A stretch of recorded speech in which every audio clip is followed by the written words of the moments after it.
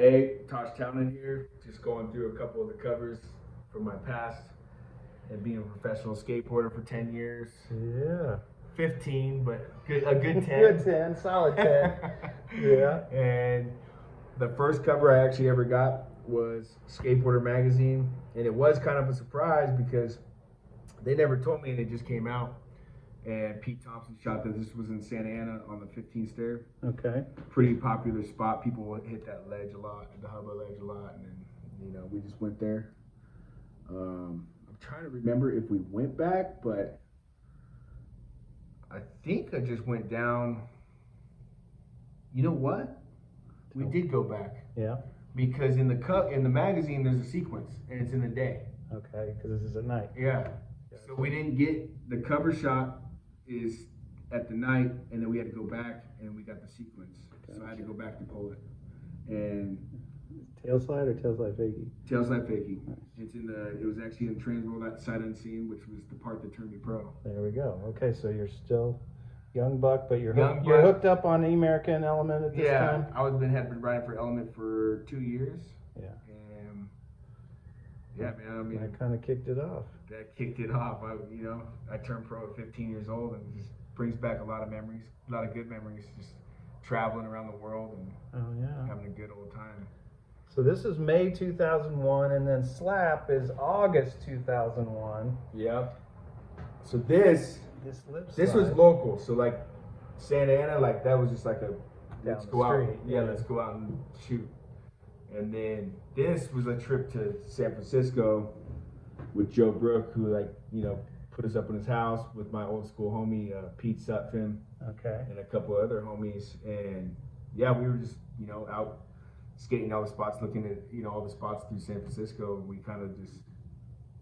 Had you been to San Francisco on a skate trip at this point? I had already been to San Francisco, but I had never been to this spot. Yeah. Okay. So they took me to the Opera House, and I was like, I think I can do this.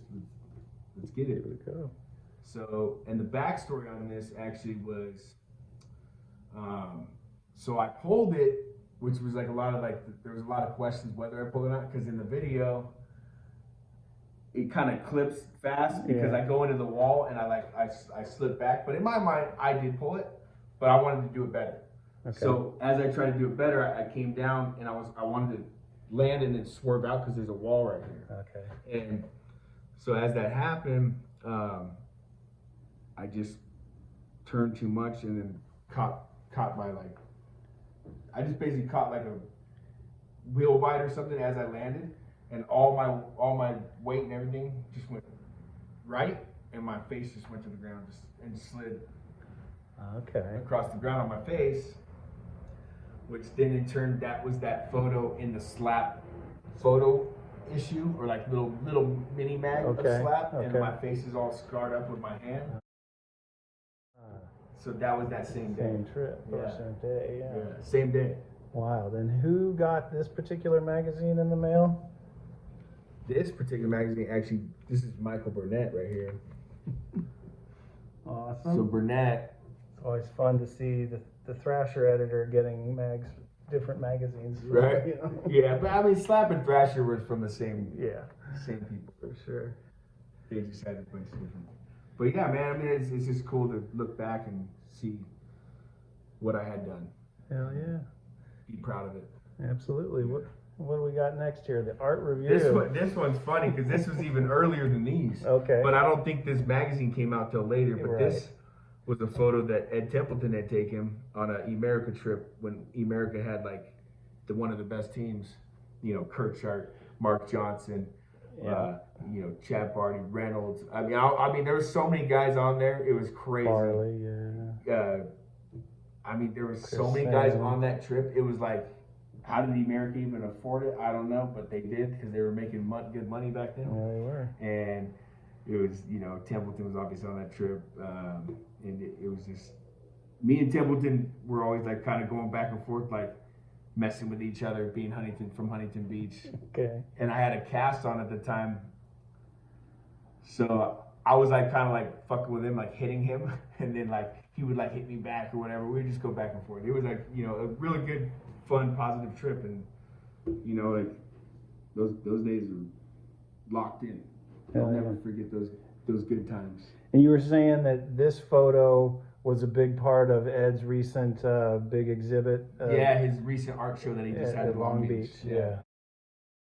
That's awesome. So it was funny because he was actually like, I think on the pamphlet or like the main little catalog that he was premiering, and that it was actually on the flag too, like out front, like this photo. I was like, where's my cut? I'm gonna send you a bill.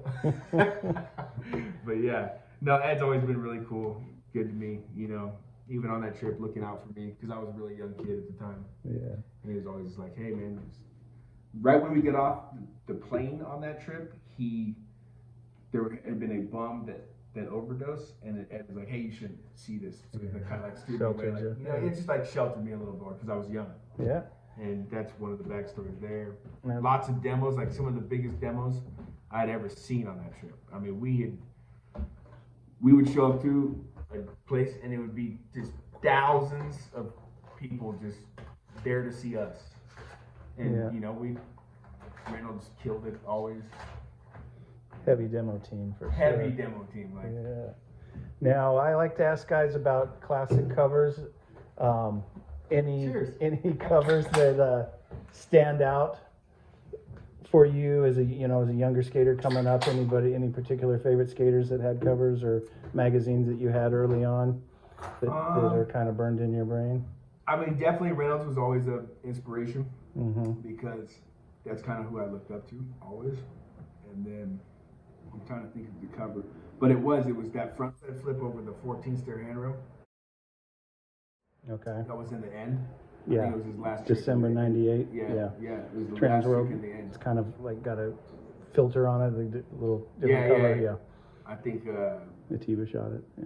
either Atiba or what's that classic photographer's name? Was it Sturt? Stewart. Oh. It might have been a Stewart. I don't know if it was though, but it kind of reminded me of that with the grain. Yeah. It might have been Atiba though, but yeah, that cover was classic.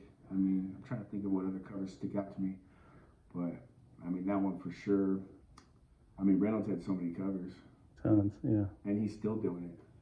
He is. People always ask me like, "Where'd you go?" I'm like, I don't know. My ankles were. I had a lot of ankle surgery, so Did you? I just didn't keep skating. I still want to skate here and there, but not like professionally. Sure, but you're still rolling. Yeah. Yeah. I always tell people I'll roll with my daughter. Like if my daughter wants to go to the skate park, that's when I'll skate. Sounds cool. Yeah. All right, Tosh. Well, I think that about covers it, man. Thanks for coming by. Yeah, man. Thanks for having me, Kevin.